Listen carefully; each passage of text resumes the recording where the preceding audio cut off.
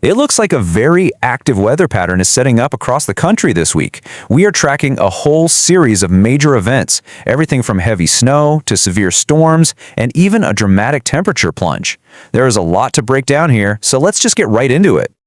You know, a winter storm train is really the perfect way to describe what's happening. We're not talking about just one storm, but a relentless series of systems barreling across the United States, and each one is bringing its own distinct threats. For millions of you who've been enjoying some of that spring-like warmth, this is going to feel like a pretty dramatic and abrupt return to winter. So let's break this whole pattern down piece by piece. We're going to start with the storm that's already underway, then we'll move on to the main event in the middle of the week, and finally we'll take a look at the wild cards for the weekend. All right, first up, let's talk about the system that is currently impacting a huge part of the country, stretching all the way from the Midwest to the Northeast. This initial storm, it's pretty much all about the snow. The heaviest bands are absolutely hammering the northern plains and the upper Midwest right now, especially up in northern Minnesota and Wisconsin. But its reach is long. We're expecting a widespread area of at least 3 inches of snow to stretch all the way to the East Coast. And get this number really puts the intensity of this first storm into perspective. In some isolated spots, particularly up near the North Shore of Minnesota, we could see some staggering totals. We're talking over 3 feet of snow. That is just a massive amount of snow from a single storm. But hot on its heels is an even larger, more complex system that's set to roll across the country from Thursday into Saturday. And this one, well, in many ways, it's more concerning because it kind of has a split personality. So why the two personalities? Well, it's all about this massive clash of air masses.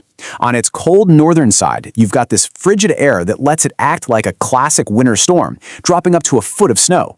But on its warm southern side, there's this surge of moist, spring-like air, and that's providing the fuel for a dangerous, severe weather setup, one that could produce damaging winds, large hail, and yes, even tornadoes. Let's really focus in on that severe threat, because honestly, this is a pretty unusual setup for this time of year, and it's all being driven by that unseasonably warm, moist air surging way up to the north.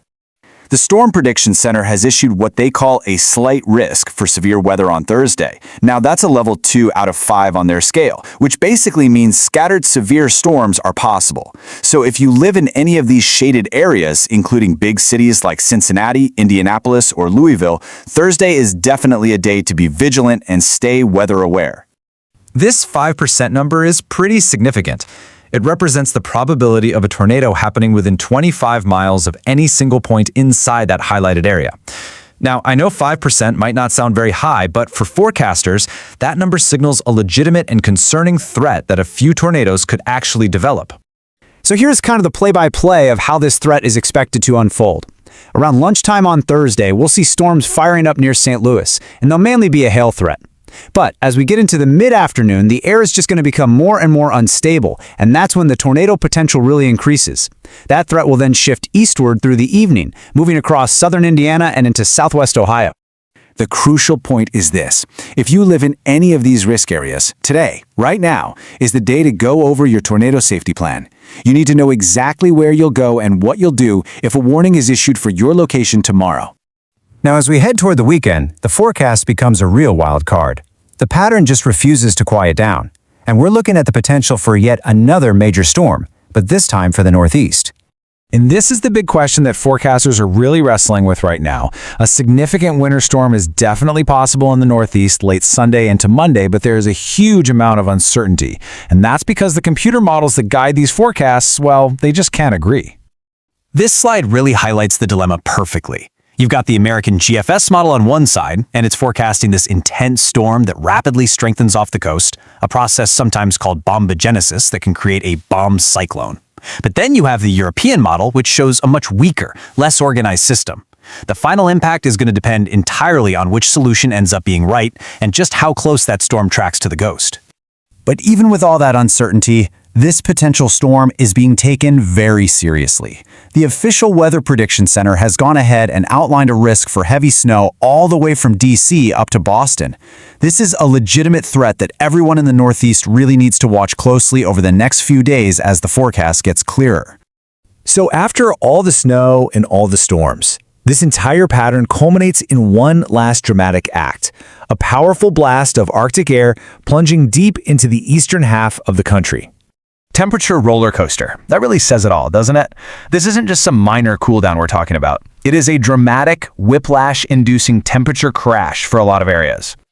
First, let's just set the stage here. Ahead of this Arctic front, temperatures have been incredibly warm. I mean, parts of the Ohio Valley have been reaching into the 60s and even 70s. It has truly felt like spring out there.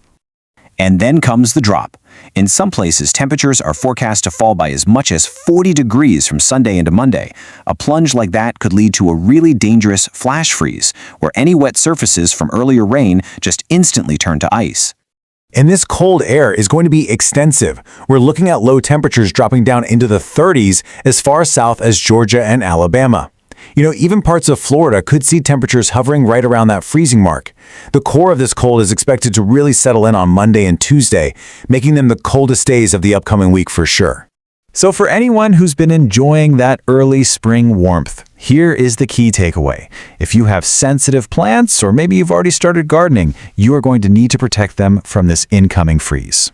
So when you put it all together, you've got multiple snowstorms, the severe weather outbreak, a potential nor'easter, and a widespread Arctic blast. It really leads to one big question.